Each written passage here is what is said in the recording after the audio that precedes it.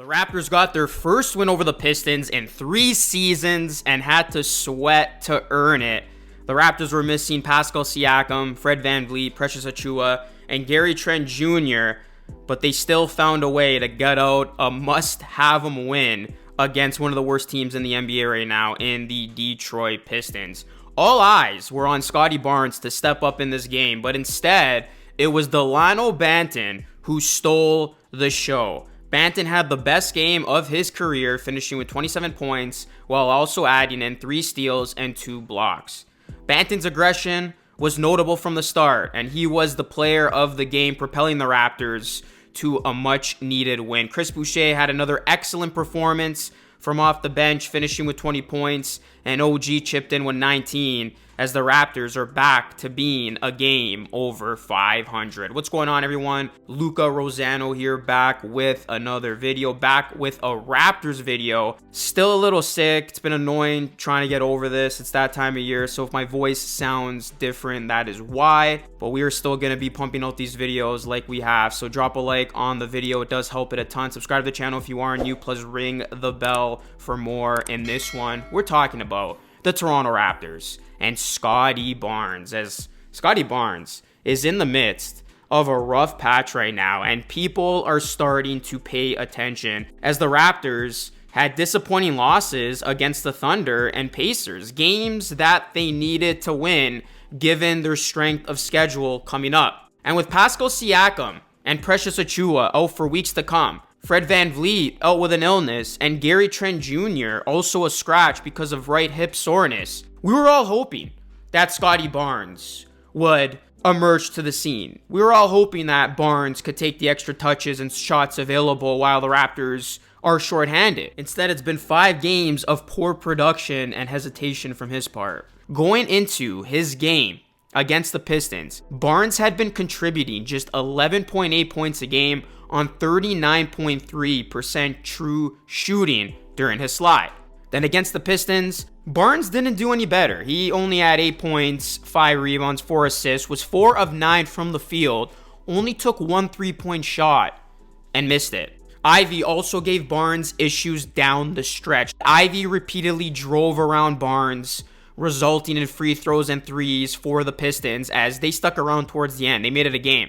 Over his last 25 starts last season, Barnes was averaging nearly 8 shots a game from inside 8 feet and converting on 67% on those tight chances. In his recent slump, Barnes is converting just 51% of his shots from inside 8 feet. You can call this concerning or just a classic case of a sophomore slump, because there are other second-year players that aren't lighting it up either so far this year. Cade Cunningham, he has missed some time, and he hasn't been putting up the numbers that he was a season ago. And the same goes for Evan Mobley. So regardless of his struggles, Scotty Barnes remains confident and fearless, as this is a quote from Thad Young. You still see him driving to the basket. You see him taking shots with confidence. You still see him getting into his one-on-one mode where he has a mismatch and he's taking guys. So the confidence hasn't wavered. It's just sometimes guys have a bad streak of games, or sometimes they have a bad start to the season. Then they take off at some point, close quote. I do want to say this. I think it's completely unfair that this fan base is already starting to turn on Scotty Barnes after a rough stretch of games. It is way too early to say things like, oh, he's a fraud, he's not going to be the player that the Raptors had hoped for. Be patient with Scotty B. I do believe Barnes will break out of this slump sooner rather than later. But I will say this. If the Raptors do want to be that dangerous team in the East that contends, they need Scotty Barnes to elevate his game. This Raptors team was banking on internal growth going into the season, which is why they didn't make a blockbuster trade or a huge move. And if they want to be that team that makes noise down the stretch, they need Scotty Barnes to be more aggressive and look the part of a rising star and not someone who's recently looked more like a role player. So we'll see if Scotty Barnes can turn it around. And now is the time to do so, because with Pascal Siakam still on the sideline, Fred VanVleet out, although I don't think it's been reported if he's going to be available for the game against the Heat on Wednesday night. The Raptors are going to need Scotty Barnes to look the part of a big-time player. They're going to need him to step up because the Raptors' upcoming schedule is going to be no joke. This is another gauntlet of a series of games coming up for the Raptors.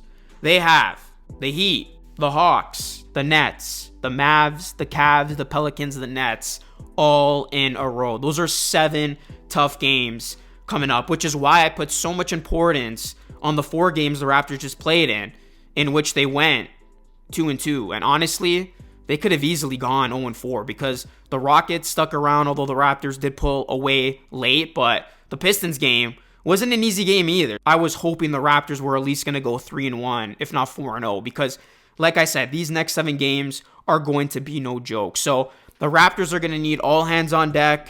It's been great to see a guy like Banton step up in the minutes that he's been given. OG continues to play well. You look at a guy like Boucher, other than one bad game last week, he has really been consistent from off the bench. It's unfortunate now because these injuries continue to pile up. Obviously, the unfortunate news of Precious, he's going to miss quite a bit of time. Siakam's going to get reevaluated soon. So that's why all eyes are on Scotty Barnes, because this is a very critical point of the season. It is still early, but it's still a make or break time where you don't want to slip behind. You don't want to lose these games and all of a sudden be a few under 500. So if the Raptors want to win these next couple of games, assuming Siakam, Van Vliet aren't going to be there, they need Scotty Barnes to look like the Scotty Barnes that we saw in his Rookie of the Year campaign. I'm not hitting the panic button, but we need to see a lot more from Scotty Barnes, and rightfully so. The expectations are there. Expectations might have been a little too high by most of us, but I'm going to give Scotty Barnes the benefit of the doubt that he will come to his own and he will start playing like the Barnes we were accustomed to seeing. And I don't know about you, but ever since Scotty Barnes did that Subway commercial, he hasn't been the same, but I won't get into that. But anyways, guys, that's just my 2 cents on the Raptors and Scotty Barnes as of now. Let me know your thoughts down below. Again, drop a like on this video. It helps it a ton. Please subscribe to the channel if you are new. Please ring the bell. Hoping I feel better soon so I can start to do videos on cam. But for now, I'm going to be rocking these type of videos. And yeah, that is it. We'll see how the Raptors look against the Heat. And we will see how they survive this next stretch of games. This is Luca Rosano signing off. As always, thank you so much for watching. And I'll catch you all again in the next video.